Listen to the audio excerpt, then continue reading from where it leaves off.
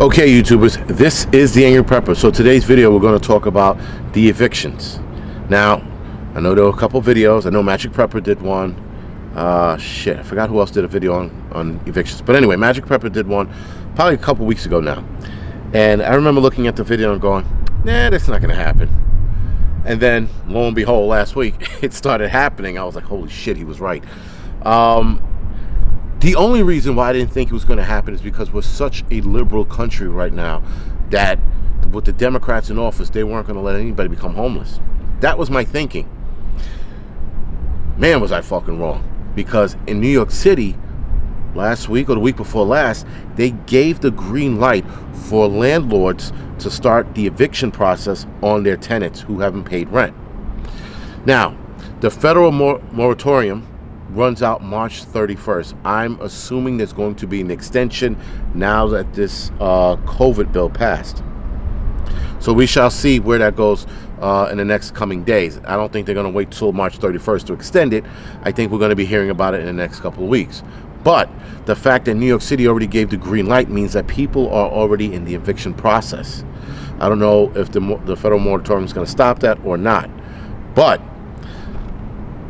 when I saw that New York City was doing it, I was like, holy shit, it's happening. Okay, so it wasn't one of those things where, you know, a lot of preppers talk about it and then it doesn't happen. It's happening, and guys called it. You know, like I said, I thought about it, but I'm like, nah, I don't really see that happening. You know, but I was wrong. Now that I'm starting to pay attention, and this is when I started paying attention. I saw a homeless family, not a family, sorry, lady, the other day in a staircase in the Project building in the Bronx over there. And I'm like, I'm coming down the stairs, you know, because I went to shut off an elevator. I come down the stairs, I go up and I see her. And I'm like, and I feel bad. She's got her luggage behind her. She's got a chair. I don't know if she's sleeping in the chair or on the stairs, but whatever, she's in the staircase. Bad enough, right?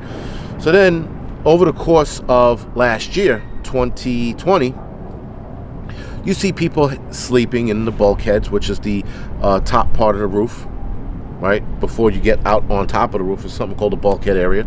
And I saw people sleeping in there. One guy had his living room set up in there. And I'm like, pretty impressive. Didn't think anything of it. But now I'm seeing more of it. Then I was told of a story from actual fire department boss.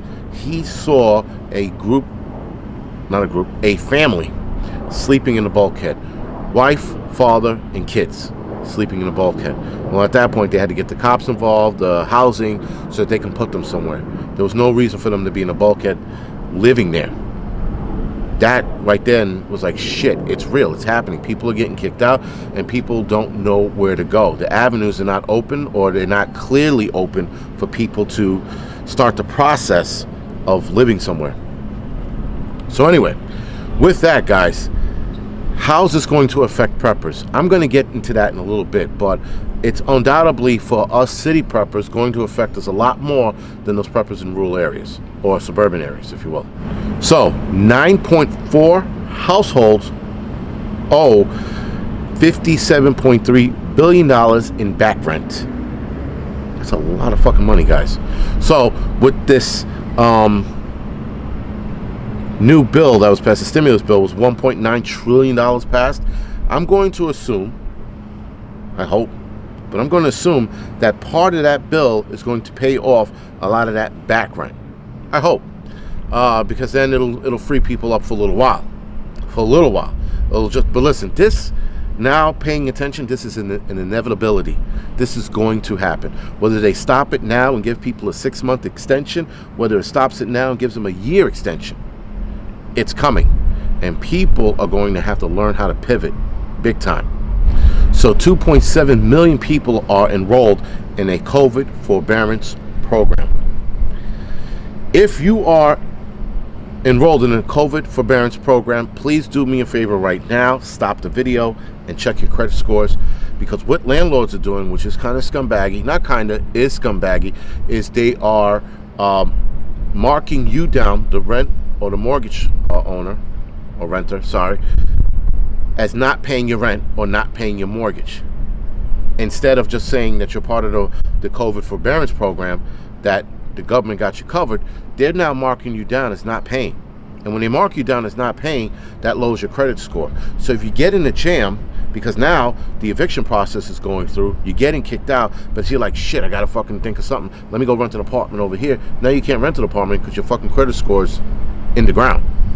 So do yourself a favor and check to make sure your credit score hasn't been deeply affected by this COVID forbearance program bullshit. So Biden's relief plan, the $1.9 trillion relief plan, $25 billion of that is going to landlords to, I guess, relieve the landlord's burdens of not receiving rent. But like I said, it was $57.3 billion in back rent and mortgage, and only $25 billion is going towards that relief. I'm not great at math, but there is a fucking large percentage that's still unpaid for. So 10 million people are behind in their mortgages, but that didn't also include renters.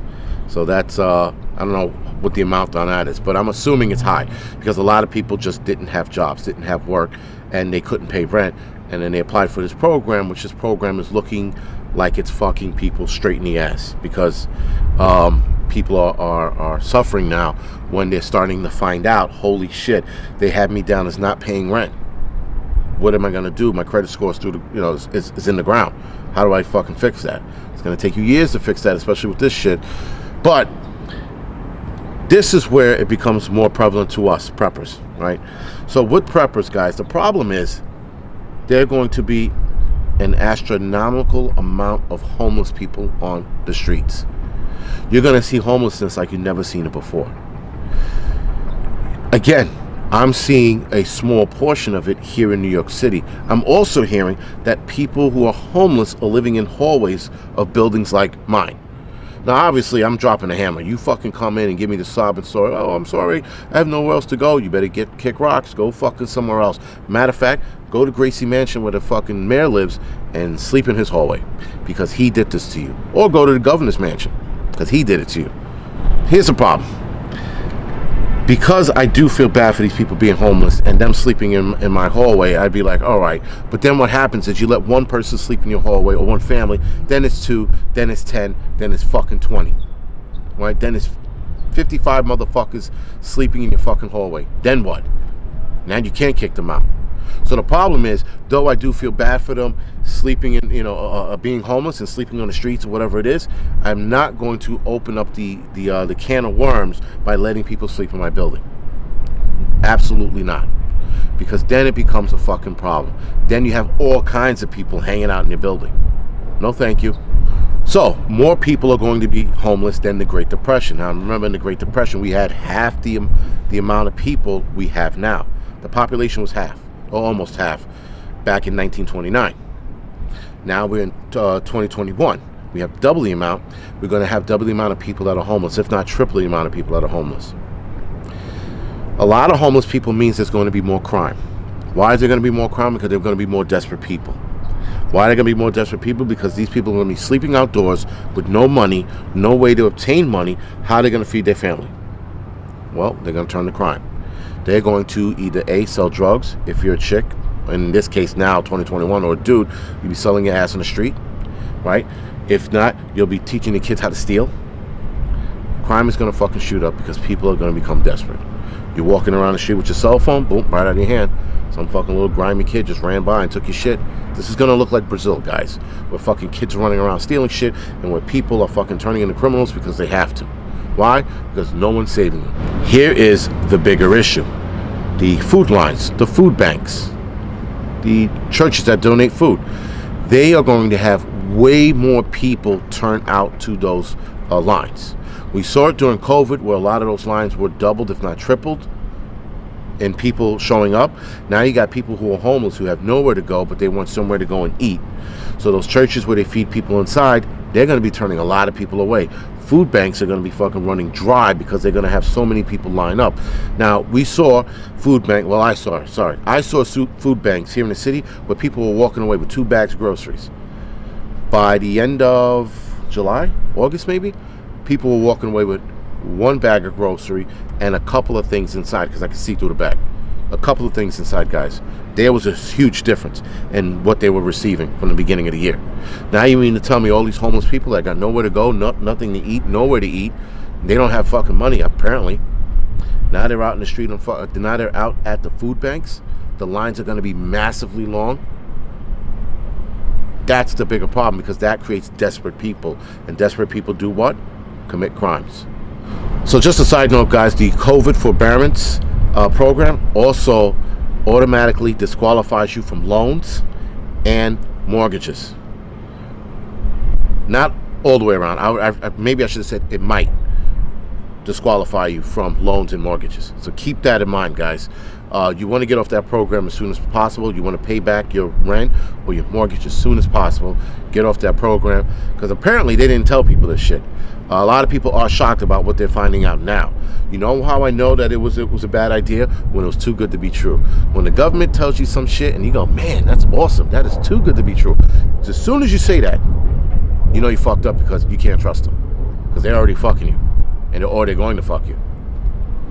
So guys, this is the Angryprepper. Thank you for watching. You can like, subscribe to this channel. You can also follow me on Instagram. That's it. And you can also head over to the Angry Truth channel, where you can follow me there as well. All right, guys, thank you for watching.